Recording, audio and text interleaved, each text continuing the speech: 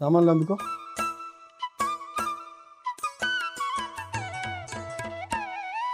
పొయ్యి మీద పెట్టు. ఇది పొయ్యి మీద పెట్టు. పెద్ద రుబ్బురోలు అందుకో. పెద్ద రుబ్బురోలా? ఇప్పుడు దాంతోనే పని. ఇవాళ అదే వెరైటీ కూర. ఒక చిన్న పళ్ళెం అందుకో. సరే,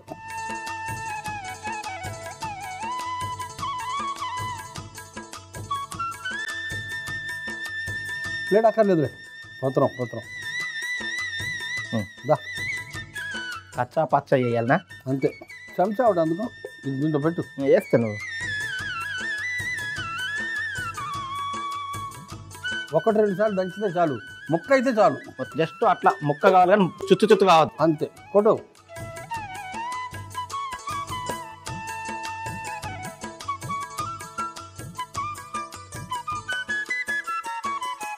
ఎందుకు ఇట్లా చేయడం? ఇదే దీని వెరైటీ. ఇదే చేతితో తీసేస్తా, జల్దీ అయిపోతుంది. ఇంకో 4 వేయాలనా? అంతే.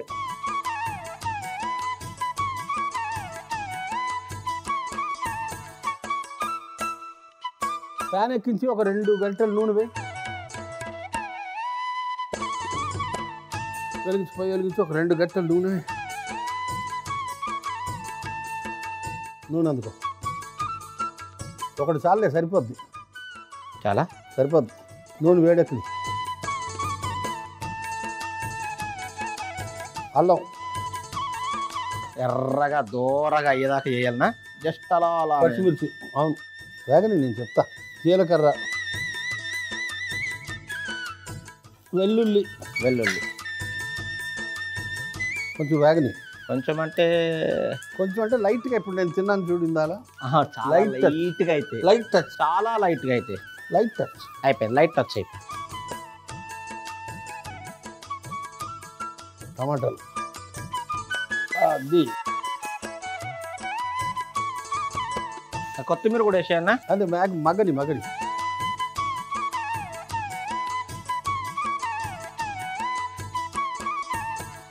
అయినట్టే. కొత్తిమీర కట్టేయాలా? వెళ్ళి చక్కగా ముద్ద చేసుకునిరా. అంతేనా? అంతే.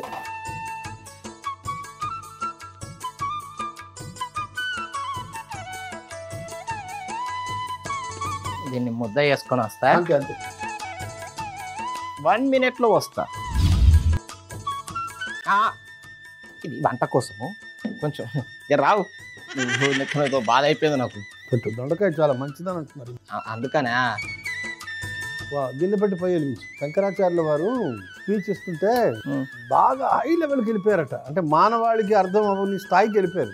స్వామి నలుగురికి అర్థమయ్యేటట్టు చెప్పండి అంటే పరమాత్మ, మోక్షం, ఆత్మ ఇవన్నీ చెప్పుకుంటూ ఎటో వెళ్ళిపోయేవాడు. లాభం లేదని అప్పుడు నాలాంటి భక్తులు కొంతమంది ఏం చేశారంటే స్వామికి దొండకాయలు తినిపించారు. ఇప్పుడు ఆయన తగ్గి మనుషులకు అర్థమయ్యే భాషలో చెప్పాడని సరదాగా అంటారు. ఉదాహరణ ఉంది.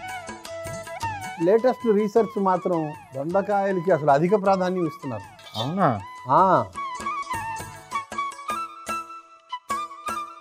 ఆవాలు, కరివేపాకు, పసుపు, ఉల్లిపాయలు వేసి ఉప్పు ఎంత వేయమంటావు? చూపెట్టు చెంచా.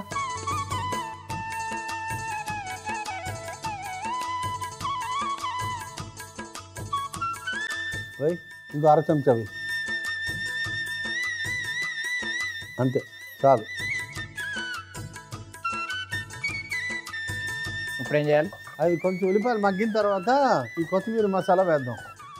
అలాగే.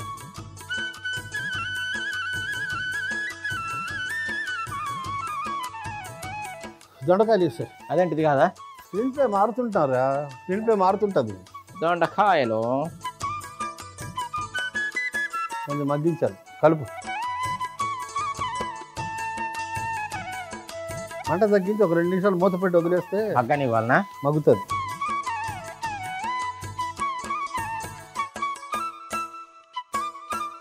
మంట తగ్గించి. మనిషికి మిత్రులు ఉంటారు, శత్రువులు ఉంటారు. కూరగాయల్లో కూడా కొందరు మిత్రులు ఉంటారు, కొందరు శత్రువులు ఉంటారు. కూరగాయలు చెప్తాను విను. ఇప్పుడు ఫర్ ఎగ్జాంపుల్ కాకరకాయ కూర చేస్తున్నాం అనుకో, అందులో వంకాయ కలపగలవా? బాగోదు, శత్రువు. కాకరకాయలో పచ్చిమిర్చి వేసేవనుకో సెట్ అవుతుంది. కాకరకాయలో బెల్లం వేసేవనుకో సెట్ అవుతుంది. మూత తీసి ఒకసారి కలుపు.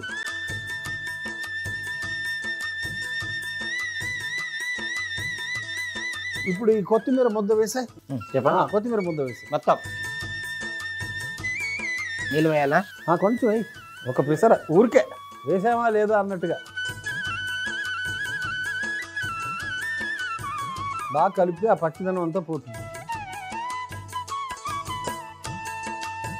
ఇప్పుడు ఇది ఎంతసేపు? 5 నిమిషాలు వదిలే మూత పెట్టి. అంతే కదా? ఓకే, పచ్చిదనం పోతుంది, మగ్గుతుంది అంతే. 5 నిమిషాలు మగ్గాలన్ను, 5 నిమిషాలు అయిపోయింది. చూస్తే మగ్గినట్టే అనిపిస్తుంది. అయిపోయినట్టే కదా, పక్కన పెట్టే. ఆ దొండకాయ కూర మార్చి ముందు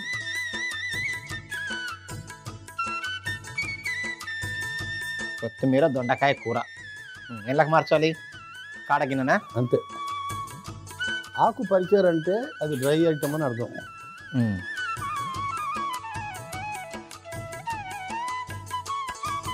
వారే నాయనో, కొత్తిమీర సువాసన మామూలుగా అసలు లేదు కదా, చాలా చాలా సువాసన వస్తుంది. ఎంత పవర్ఫుల్.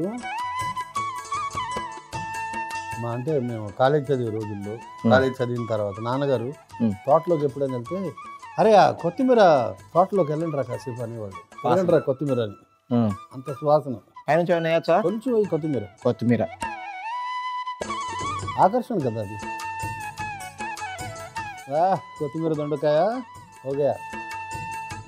ముందుగా దొండకాయల్ని కచ్చపచ్చగా దంచి పక్కన పెట్టుకోవాలి. ఇప్పుడు ఒక ప్యాన్ లో నూనె వేసి వేడెక్కిన తర్వాత అల్లం, పచ్చిమిర్చి, జీలకర్ర, వెల్లుల్లి, టమాటా ముక్కలు వేసి మగ్గిచ్చి కొత్తిమీర కూడా వేసి ఒక ముద్ద చేసి పక్కన పెట్టుకోవాలి. ఇప్పుడు గిన్నె పెట్టి నూనె వేసి వేడెక్కిన తర్వాత ఆవాలు, కరివేపాకు, పసుపు, ఉల్లిపాయలు, ఉప్పు వేసి కొంచెం మగ్గిన తర్వాత దొండకాయలు, మనం ముందుగా తయారు చేసుకున్న కొత్తిమీర ముద్దను కూడా వేసి కలుపుకొని ఒక 5 నుంచి 10 నిమిషాలు మగ్గించి ఒక గిన్నెలోకి తీసుకొని పైనుంచి కొత్తిమీర చల్లుకుంటే కొత్తిమీర దొండకాయ కూర రెడీ.